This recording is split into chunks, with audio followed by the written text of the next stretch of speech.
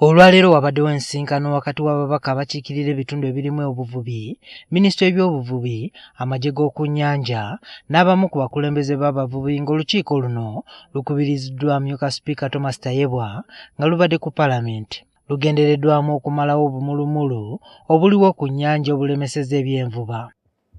Olukuŋŋaana luno lubaddemu n'okuwanyisiganya ebigambo wakati w'abalubaddemu wadde nga Tayebwa asobodde okubakkakkanya ng'obuzibu buva ku butakkaanya ku kika ky'obutimba obulina okukozesebwa mu kuvuba.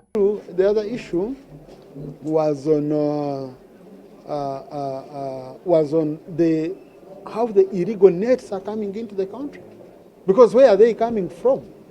If you're saying they are illegal, who is allowing them on the lake?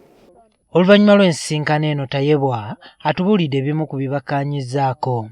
We have tasked the ministry to ensure that they meet these groups and try to show the boundaries between Rampara and Haruya. Because that's where the point of contention is. They are saying use only Choka Choka, don't use Rampara because it is as close as Haruya and it depletes all kinds of fish and destroys the lake, including the Nile perch. Kuno kubaddeko n'okuleeta ebiragiro ebirina okuteekesa etteeka ly'ebyenvuba mu nkola eryayisibwa mu 2022 nga n'okutuusa leero teriruma. That the regulations should be availed within 1 month so that we can be able to operationalize the law.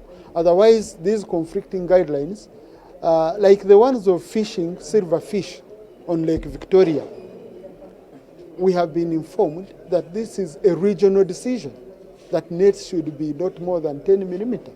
Minisita w'ebyobuvubi Helen Adoa atubuulidde nti waliwo n'okukkaanya ku batuuseeko ku biragiro ebikontana ebibadde bifulumizibwa wakati we n'akulira amagye g'ebyobuvubi Masetu Hakirwa era nga kati bagenda kwogera olulimi lumu. If the APU commander gave any instructions, we have already harmonized them and we are going to work together. So don't expect any confusion anymore.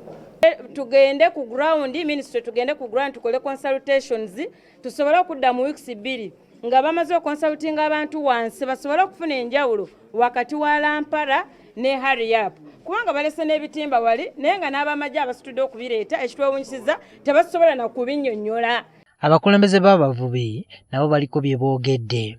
Tubadde tetufunangako kuwulirizibwa naye olwaleero abantu ba Mukene nze mbagamba titufunye essuubi era mube bakakkamu eno yeggoola esoose. Abantu ba bika bibiri oba ebitongole bibiri tebikwatagana.